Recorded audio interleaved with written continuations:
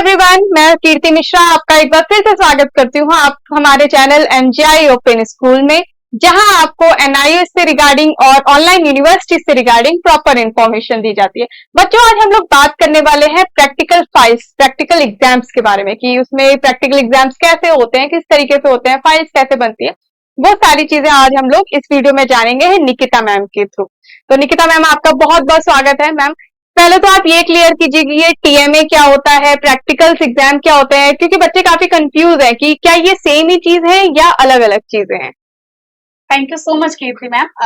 आपने बिल्कुल सही कहा कि बच्चों के माइंड में सबसे पहले क्वेश्चन यही रहता है कि टीएमए और आपके प्रैक्टिकल फाइल्स क्या सेम चीजें हैं, और अगर वो अलग है तो वो किस तरह से, उनमें क्या डिफरेंस है, वो कैसे अलग है। बच्चों, टीएमए जो थे आपके, वो आपके ऑनलाइन मोड में सबमिट होते हैं आपके पोर्टल पे। उसके लिए कोई भी पर्टिकुलर एडमिट कार्ड या आपका डेटशीट नहीं आता है, बस एक टाइम पीरियड के अंदर आपको जमा करने होते हैं अपने पोर्टल पे ऑनलाइन। बिल्कुल इसी के अपोजिट आपकी प्रैक्टिकल फाइल्स है। प्रैक्टिकल फाइल्स के लिए आपका प्रॉपर एडमिट कार्ड आता है, डेटशीट आती है, और आपकी जो फाइल होती है वो ऑफलाइन मोड में सबमिट होती है आपके स्टडी सेंटर पे। आपको खुद जाना होता है सबमिट करने। ठीक है बच्चों? तो मैम, जैसे अभी टीएमए का तो एक ऑप्शन था कि हम लोग ऑनलाइन सबमिट कर सकते हैं, तो क्या प्रैक्टिकल एग्जाम का ऐसा नहीं हो सकता कि वो ऑनलाइन हो जाए? नहीं मैम, ऐसा नहीं होता है। प्रैक्टिकल फाइल जो होता है उसमें बच्चे को उस टाइम पे वाइवा भी देना होता है, रिटर्न भी देना होता है, तो उस केस में बच्चे को वहां पे जाना जरूरी होता है। और फाइल के नंबर वो तभी लगता है जब बच्चा वहां पे अपने साइन करके आता है अटेंडेंस पेज पे। बच्चों, आपको क्लियर होगा, प्रैक्टिकल एग्जाम देने कंपलसरी है, आपको जाना होता है और वहां पे ऑफलाइन प्रेजेंट होना कंफर्म जरूरी है उसमें। ठीक है। तो मैम, एक और चीज, क्या प्रैक्टिकल फाइल्स सारे सब्जेक्ट्स की बनती है? जैसे टीएमए सारे सब्जेक्ट की बनी है, तो प्रैक्टिकल फाइल्स भी बनती है सारे सब्जेक्ट्स की? जी मैम, मैं आपको ये भी बता देती हूँ कि सब कौन कौन सा सब्जेक्ट का आपका प्रैक्टिकल बनेगा। बच्चों, सारे सब्जेक्ट के आपके प्रैक्टिकल नहीं बनते। जो सब्जेक्ट्स आपके प्रैक्टिकल वाले होते हैं सिर्फ उन्हीं के प्रैक्टिकल बनते हैं। फॉर एग्जाम्पल, कोई बच्चा 10th में है, उसके पास 5 सब्जेक्ट है, Hindi, English, math, science, SST. अब जो आपका हिंदी, इंग्लिश और एसएसटी है, ये तीनों आपके थ्योरी वाले सब्जेक्ट्स हैं। लेकिन जो बच्चे के पास पेंटिंग है, डेटा एंट्री है, मैथ्स है या साइंस है, वो आपके प्रैक्टिकल वाले सब्जेक्ट है, तो उन सब्जेक्ट का प्रैक्टिकल बनेगा।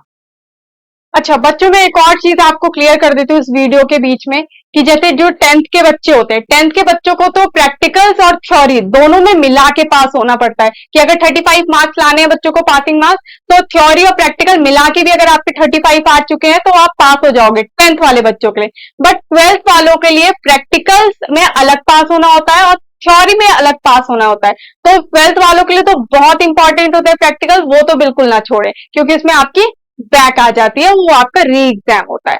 तो मैम, एक और चीज बता दीजिए कि जो प्रैक्टिकल एग्जाम्स हैं, प्रैक्टिकल एग्जाम्स कितने कितने मार्क्स के होते हैं, मतलब ये बच्चों को थोड़ा इन्फॉर्मेशन मिल जाए।